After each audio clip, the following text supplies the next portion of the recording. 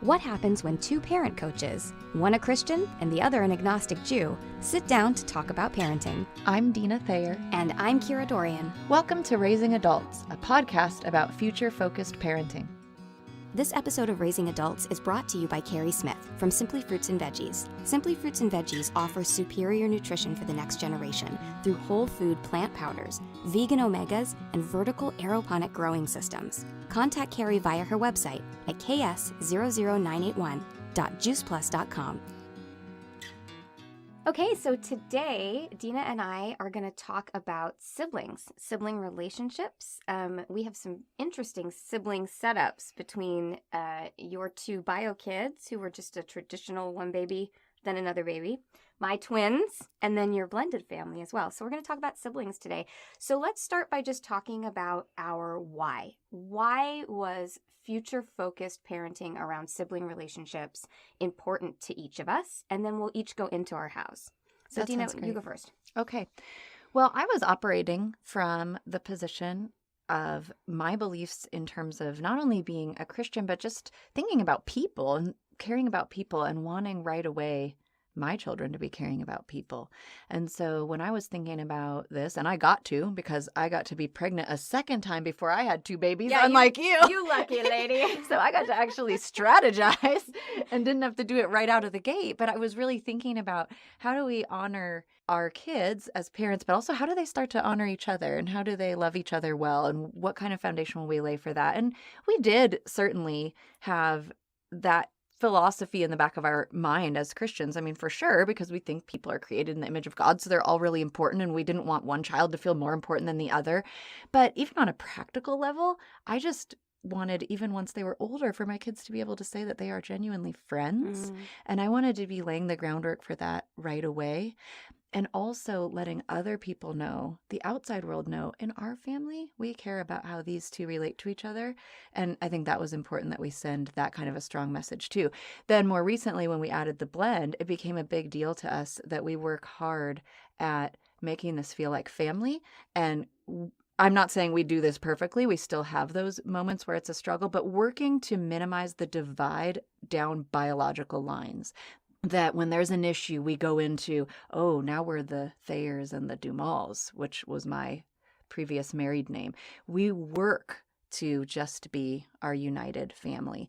And that's taken some time, for sure, especially when you suddenly get some new siblings. Like, you got two babies at once, and my kids, and so Scott's kids, got this experience of, now I have extra siblings all of a sudden. Right. So it's a very similar kind of experience, that it's sudden and it's multiple. It's not just we have a long time to get ready. There wasn't a pregnancy. There was just, now my parent is marrying your parent and I have extra people. So we really try to operate in a way that shows love and deference to all of those people. And I think you'll get to hear some more of that play out in terms of some of the things we actually did. What about you? So, well, I mean, if I'm being totally honest, I was terrified of having these two babies at the same time. I feel like that's going to be a running theme in our podcast. Like, just Kira's terrified. Kira's terrified. I think partly because I'm an only child, I was really concerned about, when they have sibling rivalry. I'm just not going to even, I still to this day, sometimes when they fight, I'm like, I don't get it. Go talk to your dad. So I was really concerned about that. I was also very personally concerned about how we relate as a family. That was really important to me. And because we became a family overnight with these two children, I wanted us to be a team. Like, we actually call ourselves Team Dorian. We sign cards, Team Dorian. Our Christmas cards say Team Dorian.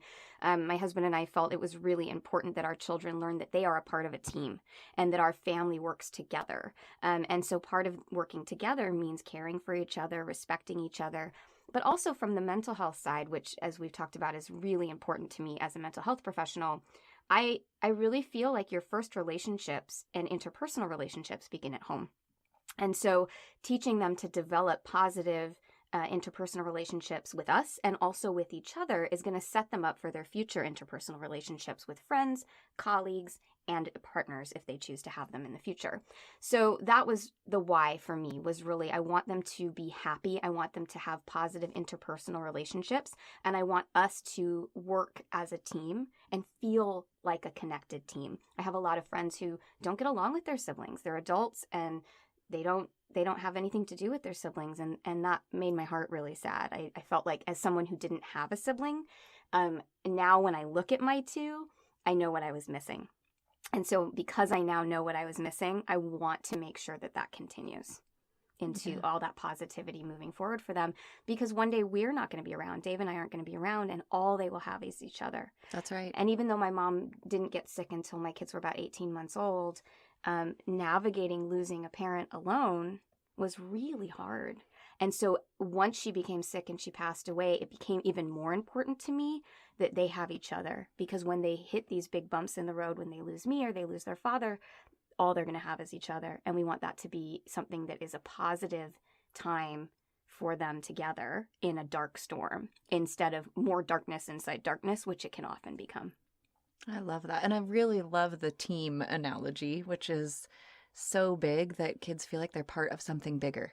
One of children's first needs is establishing that sense of belonging to something, and family's the first place you get to do that.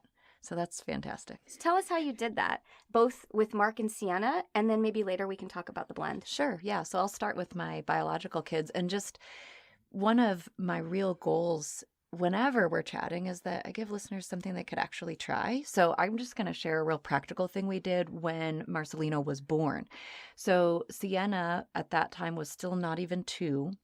And we had seen over and over as our peer group were having babies that when a new baby came, that sibling kind of got lost in the shuffle and just went to the background. People would come into the house. Where's the baby? I want to hold the baby. Let's see the new baby. And you have a toddler, an older infant, even a preschooler who really gets it, possibly feeling pretty left out. And we just did not like that. That didn't feel good to us. So my husband and I decided that we would make people aware right as they came to visit that this was going to look different. And so we actually posted a sign on our front door that said, when you come in, would you please acknowledge Sienna first? Come to her, say hello, make a big fuss if you have to about, wow, you're a big sister. How's that been? Then you can come see the baby. But we just wanted her to have that time to feel I'm still important. I still matter in this family. And you know what else? She was there first. I didn't want her to feel like she suddenly went to the back burner. She was the person who made us a family, and that's a really special place, and I didn't want her to be usurped just because there was a new baby. Love Mark. He's fantastic to this day. It makes me laugh so much. We were so glad he was there, but we just wanted to avoid that subtle shift that happens where everyone's all about the baby.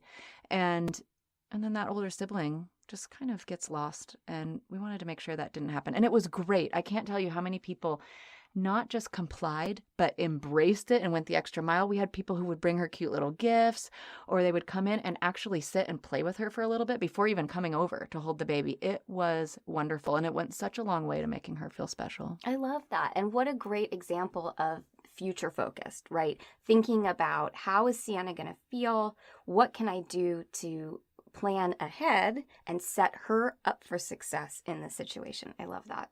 It was great. And I wanted her to remember that time, because we're learning more and more that there are some early memories that are big. There's some kind of imprinting moments in terms of some of these milestones. I see that in my practice all the time. Oh, I bet. In fact, I cannot tell you how many people have self-esteem issues because of when a sibling was born. When we get to the root of what's going on, it's like, oh, well, that's when my sister was born. So the fact that you were thinking ahead that way is so huge. Well, I wanted her to be able to go back and think that wasn't a time when I lost something. It was a time I gained something. I gained this new role as a big sister, as a new protector of this new little one. I gained a role in my family that was unique and was unique to me. It wasn't just now I'm just one of 2. It's, wow, now I'm this. And I wanted her to feel that she gained rather than lost when that happened, when she was looking back on that experience. So moving forward, tell me a little bit about how you encourage their positive relationship, because I have witnessed some of the things that you've done with them, and it's absolutely beautiful. And they are great friends as a result. I mean, I see it when I come over. They really love each other. So tell me about that. It is really sweet to see. This is the great part, right? You do all the hard and then you get to see the fun. And now that they're teenagers, I see how close they are, which for teenagers is amazing. Can we take a second? Super special. That your teenagers who are like less than 2 years apart get along so well. That's incredible. It's amazing. And just the things that I find out that I didn't even know were happening. I found out they were leaving notes in each other's locker, even if it was just to say hello or leave a little inside joke. And I just loved that they were seeking that out. But when they were younger, how we kind of laid the foundation for that actually had a lot to do with how we handled it when they weren't getting along. Mm-hmm. And it was teaching them to look in the mirror. It's so easy with siblings for them to be, well, she did this, well, he did that, he started it. Oh, the whoever started it thing. I can't even with that. It really doesn't matter who started it. We have to come to how can we finish it well. And we talked a lot about the other, which is another huge value in our home. How can we be caring about others and take some of that focus off? Well, sometimes the very best way to do that is look at how did I contribute to this problem? So I would often ask them, all right, I hear what you're saying, Sienna, that Mark took the toy from you. What was happening right before that? And sometimes I would learn a lot, or maybe that really was the precipitating event, but then I could ask her, and what was your response? Mm-hmm. Was it a loving response? Did you politely let him know you were playing with that and could you have it back? Or did you throw a fit and yell and just come and get me? And that was another thing, too, with their sibling squabbles. We really not only taught them to look in the mirror, but also whenever possible, don't get a referee right away. Work to problem solve. Kids are actually far more capable than I think we sometimes give them credit for of working things out. I totally agree. And so whenever possible, we really wanted them to try to engage with that and have some dialogue. And then I did say, of course, if you can't solve it, come get me. That's fine. Go and get an adult if you can't solve it. But let's try first and not just immediately cry uncle and say, I've got to get a grown-up on the scene because this is awful. So those were a couple practical things. We had them wait a little bit on getting adult. We had them learn to look at where have I contributed to the problem. And we also borrowed a really lovely idea. I worked in a Montessori for a while, and I loved this. In their classrooms, they have a table called the peace table. Mm-hmm. And it's where people go who are having trouble, and they go sit down and talk it out. And I just loved that. And so we ended up adopting that, and we had a peace table in our home. And it was so great because it also removed me again as referee. And I was able to say, hey, this looks like it's kind of struggling over here. Why don't you take it to the peace table and see if you have better luck? And often they would. Sometimes just even that change of scenery, the walk there even, think about it. How many times do you hear people take a breath and count to 10? Sometimes just the walk there is 10 seconds, but it's enough to calm down a little. And even for a 4-year-old, be able to face it a little differently. Well, and you're literally changing the perspective, right? By changing where they're dialoguing, you are completely changing the perspective physically around them, but also you're now setting this suggestion really that like, hey, at the peace table, you're going to solve the problem. So let's go over there. Mm-hmm. And so they go in kind of with the expectation that, well, this is where we're going to figure it out. Yeah. And for people for whom that maybe isn't practical or doesn't match their paradigm, something that can be helpful that's similar is I watched a lot about posture. So I made sure they were even when they were talking to each other. So for instance, if one was standing over the other and shouting and getting frustrated, I would have them take a seat. So now they're both sitting and we're on this even playing field. So even physically they're seeing we match, we both matter. Amazing what that can do. Just changing the level of a person. Yeah. How about you? Because you got two at the same time. Yes, you got it all going on at once. Yes, I did. What were some things you did? Well, I think that from the get-go, I was really aware that these two people were going to have to learn to work together pretty much from day one. Because from day one, not everyone could get fed the moment they wanted to get fed. Not everyone could get comforted the moment they wanted to get comforted. So I was really aware that giving them skills even from birth around waiting and patience and respecting each other's needs was going to be hugely important. And so we are very emotionally intelligence focused in our home. So for us, it was also a lot about, very similar to what you were saying, trying to have empathy and compassion for the other person. What might be going on for that person that is causing this behavior. And we do that outside of the home too. You know, sometimes if a friend has been unkind at school or someone's being a bully, we'll look at, well, you know, what do you think's going on for them? What's their home life like? You know, what kind of day were they having? What did you guys get your test results today? You know, trying to look at what causes our human behavior. So even within their relationship, looking at that, like looking at the intention. I think intention is so huge in our society. It's really interesting. We as human beings are very focused on our intentions and other people's impact. And if we flip that, if it was like, I actually need to think about my impact and focus on the other person's intentions, like all of our problems would go. We've solved the world. Here we go. That's the solution, everyone. But in all seriousness, understanding someone's intentions. So taking the toy example, because of course we had that. Do you think that he was trying to hurt your feelings by taking the toy? Or was he excited about the toy, right? So immediately making them realize maybe this wasn't directed at me. And then looking at, okay, well, how can you express yourself in a way that's kind but firm? We do a lot of that in our home. Kind but firm, teaching our children it's okay to be assertive. It's okay to say what you want, but you need to do it in a way that's kind, because one day you're going to be on the receiving end of that and you would want kindness, right? Also using empathy a lot. How would you feel if someone took your toy, right, to the culprit, to whoever took the toy? Like, wow, you know, if you were playing with that, how would you feel if your sister took that toy? Oh, I'd feel sad. Yeah, how do you think sis is feeling right now? Sad. Yeah, what do you think we should do about that, right? Really trying to coach them through. So we did a lot of that kind of coaching. And with twins, we did it a lot from the beginning on the fly. I mean, we'd be out in the world and something would happen in the grocery store. And I know that happens with kids of multiple ages as well. But, you know, there was just something so unique about having two kids who are the same age. They have the same amount of information. You can have the exact same expectations from them, right? It's not like one's younger and, oh, I'm going to be sensitive to the fact that they might not be. This is a place where you had kind of a bonus. Yeah, I mean, kind of. It was like, my expectations of you are exactly the same, and that's okay. So kind of setting them up for that. So a lot of coaching around the emotional experience. Was that person trying to hurt you emotionally? Can we look and try and empathize and understand where that person was coming from?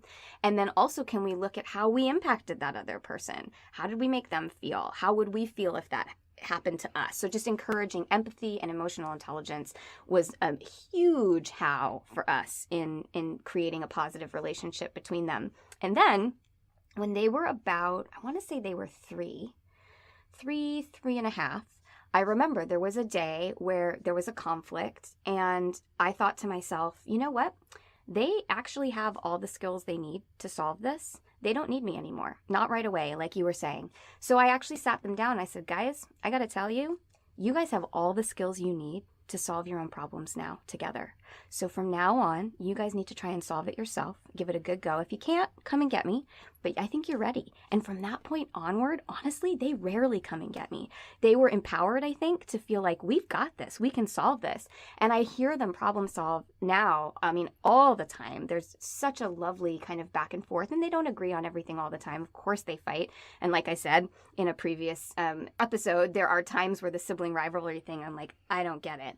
But on the whole, I hear them kind of jump to problem solving really, really quickly. Like, okay, well, what if I did this and you did that? Or what if I went first and you went second, right? Really trying to solve the problem. Or I often hear them talk about the feelings of the other. I'm really sorry if I made you sad. I wasn't trying to make you sad. And the other one will say, that's okay. I forgive you. I understand. Or I'm not ready to forgive you yet, but I understand. So I hear the words, again, like we've talked about, the long game of parenting. That was super hard when they were 2 years old and we were in public and everyone was watching me drop all my groceries, get down to their level and try and problem solve with them. But now it was so worth it. Yeah, you get so that worth it. payoff. Yeah. And then we also, the other how I think that was really big was back to that team analogy. So my kids just did their first year of kindergarten, and the school does these awesome awards where they, award the kids for positive behavior, basically. And so Reese won the very first award of the year, and they were in the same class. So we were dealing with a lot of the twin stuff this year around, like, one's a stronger reader than the other, but one's more athletic than the other. And of course, because they're in the same class, they see it. They're right up against it. And so this certificate, this award, it was a big assembly, and Mommy and Daddy came, and Dave and I were like, well, how are we going to handle this? But then we realized that team is really important. And so we said to them, because we knew that Reese was going to win, so we were able to set this up a little bit. We said, a win for one is a win for the team. So we celebrate each other's wins just like it's our own, because we're a team. And so when he won the award, Rhiannon was so good about it. She was like, go Team Dorian, we're doing so great. And then a little while later, she won an award at school, and he was the same. Go team, a win for one is a win for all. I heard it kind of coming back. So I think those were the main ways that we tried to set up the sibling dynamic to be a positive one. And so far, it really has been. I mean, my kids, of course, they fight, but they fight maybe 10% of the time, and I hear them work it out. So it's really, on the whole, a really healthy, beautiful relationship to watch. I love it. I love hearing about your parenting because it's just beautiful. And I love something you said that I want to come back to when you were coaching through disagreements, that it was leading them, not telling them where to go, because you did it with questions. Mm-hmm. And there's another practical thing people can latch on and start literally right now. You can start changing the script by just asking questions instead of saying, here's what's going to happen. One of the things I get kind of frustrated with, and honestly, I see it a lot in the Christian community, is this idea of you have to apologize. Mm. And we're not taking the time to realize, not everything requires an apology. If you accidentally bump someone, what I told my kids is you can check on them and make sure their body's okay, but you didn't do it on purpose, so it doesn't require this huge remorseful apology. I didn't require that. But I hear that a lot. You have to say you're sorry. Well, what's behind that? They can easily just parrot the words and not really be thinking about how they made the other person feel, that impact you were talking about, and it's really not very meaningful. So I love that you did it through questions. And as our listeners heard earlier, that was the same thing with me. Well, how did you respond? And that is so helpful. It makes them think about what's going on. And then, like you said, can lead them to finding the answer. And we've talked a lot about problem solving, this phrase. So another just little phrase you can use if you're looking for something to latch onto is we often said that, hey, it looks like we're talking a lot about the problem. Why don't we start talking about a solution? Oh, I love that. And get them off of here's how I was so wronged and get them to how can we work it out? Mm-hmm. And that is huge to be able to move forward. I love that. Yeah, in terms of the questions, because I think you're exactly right, and we do ask a lot of questions. In the therapist world, one of the best ways to phrase a question is to start with "I wonder" or "I'm curious about." I'm curious about what you were doing in that moment before. I wonder how that made that person feel, because it's light, right? There's a lightness to that. There's an active curiosity. It's not shaming. It's not attacking. It's not putting down. It's just curiosity. And it helps guide them to find those answers. And in fact, think how important it makes them feel. Wow, mommy is wondering about what was going on with me. Even in this moment where maybe they were the one who did something wrong, my parent wants to know what's happening and what I'm thinking about and what was I feeling. So they also get to feel really valued. Someone is interested in my side of what's happening here. Oh, and I notice here she's also interested in what happened with my sibling. But that's so huge for them to feel not undermined and not devalued just because there may have been something going on that wasn't okay. I have to say, one thing we did differently is around the "I'm sorry," because I do make them apologize if they bump into someone, but I make them say what they're saying sorry for, which is not that they intentionally hurt someone. Oh, I'm sorry you got hurt, or I'm sorry I bumped into you. Are you okay? Because I wanted them to, exactly what you said, I didn't want empty apologies. I wanted them to understand, but we've talked a lot about, accidents happen. You can't get through life. I say this a lot. You can't get through life without fill in the blank, spilling milk. You can't get through life without bumping into someone. You can't get through life without feeling embarrassed. And so I'll say you can't get through life without bumping into someone, but it's nice to say, I'm sorry that happened to you. Can I help? Right? Do you need anything? Yeah, and we did teach that for sure if it was a stranger or somebody. And we also had a slight distinction. We used "excuse me."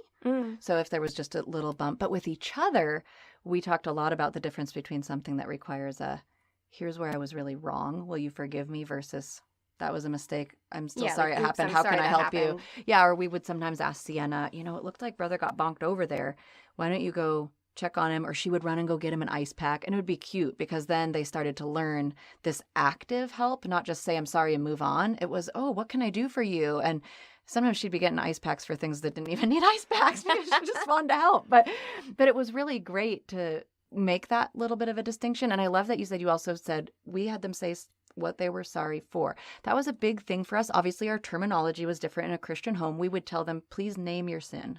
So they would have to say to brother or whatever, I'm sorry that I took your toy. That was selfish of me and it was wrong. Will you please forgive me? So that was our other distinction, is something that was an intentional wrong. We really needed to ask for forgiveness. If it was just a, oops, I'm sorry. You can be sorry that it happened, but it doesn't mean you have to do this whole rigmarole with the repentance and will you please forgive me? And it was important for them to know the difference because I didn't want them thinking that every single thing required this long drawn out display. And I do see it, unfortunately, sometimes be forced on kids who really don't mean it. But I absolutely agree with you. Naming what's happened is powerful because you can also get that quick, I'm sorry. It's like, for what?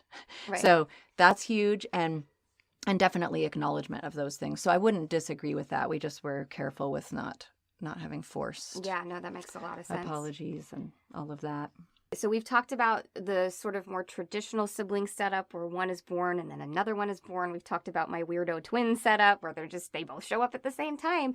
Let's talk about your blended family because I think the way you guys have handled that is so beautiful. And I know a lot of people are in that same situation and would love to know, well, how do I try and create positive sibling relationships in this blend? Yeah, it's not an easy business. I always say blended families are not for the faint of heart, but a couple of things that are just fun anecdotal examples.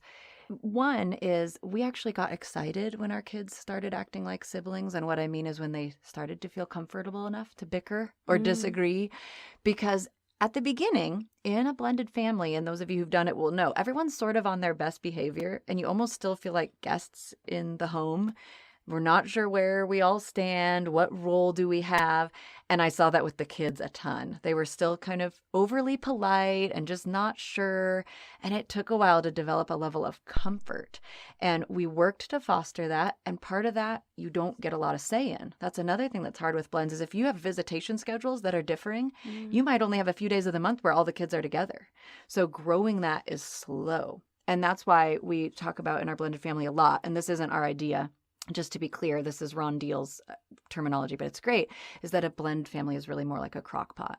You have to cook it on low and slow. It takes a long time. If you really were to just put all the members of your family in a blender, it's not going to be good. I mean, it's going to be rough. So you've got to give it time, and you don't always get a say in that. But when our kids were together, we tried to make it fun, at least in the beginning. We made family outings a priority. We made family dinner a priority.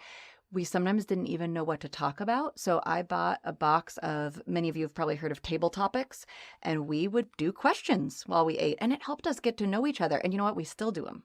They became so popular that when we ran out of that box, I bought another one. So it's really become a way to get to know each other. But I will say, in the background, the first time we heard the kids fighting with step siblings, Scott and I were like, yes, we're getting there. We're doing something right. So that's just one anecdotal story. And then one other thing that we've been proactive about is, I love your team analogy. We've tried to create a family team of our blend. So there are times where things call for biological lines, and we'll get to those, I'm sure, in future episodes. But as much as possible, this is a group. We're now a family of 7. And one of the things we did is we even came up with a family name. And so we have a little acronym TD7 because Thayer is my new last name and the last name of my husband and his kids. But my kid's last name is Dumal, and there's now 7 of us. So we have the little nickname TD7. We use it for all kinds of things. Our family Wi-Fi network is called that. When we check in at restaurants sometimes, just fun things. We've made that a little identity. We're TD7. We're a group. Both families get represented in that little nickname. And it also embodies that there's 7 of us now and it's not this fractured thing. And you know what I love is back to that idea of belonging. Here you have 5 kids who are now in a new situation. How do I figure out where I belong in this new family dynamic? Creating a family name gives them a sense of belonging. You're a part of this. It really does. And it's hard for them when they're going back and forth between 2 homes. And I know that's not everyone's situation because blends are created from other things too besides divorce. But when you're going back and forth, it's nice to know Hopefully it's like this in both homes, but it's really important that at least at this house, I know I'm part of something bigger. They're really trying. And we have now a group identity as a blended family. That's a big deal to hone in on what's my identity after they've dealt with a fracturing of a family. I love that. Well, I hope you found today's topic of siblings and their relationships helpful, and that you get to kind of try out some of the things that Deana and I talked about. And if you have any awesome ideas that you want to share, you can definitely get in touch with us through the website, which is raisingadultspodcast.com.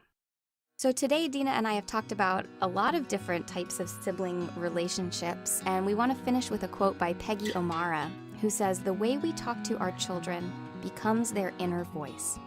And I would like to add to that also the way we teach our children to talk to each other becomes a part of their inner voice and how they end up communicating and speaking with all of their relationships as they grow into adulthood. Thanks for listening.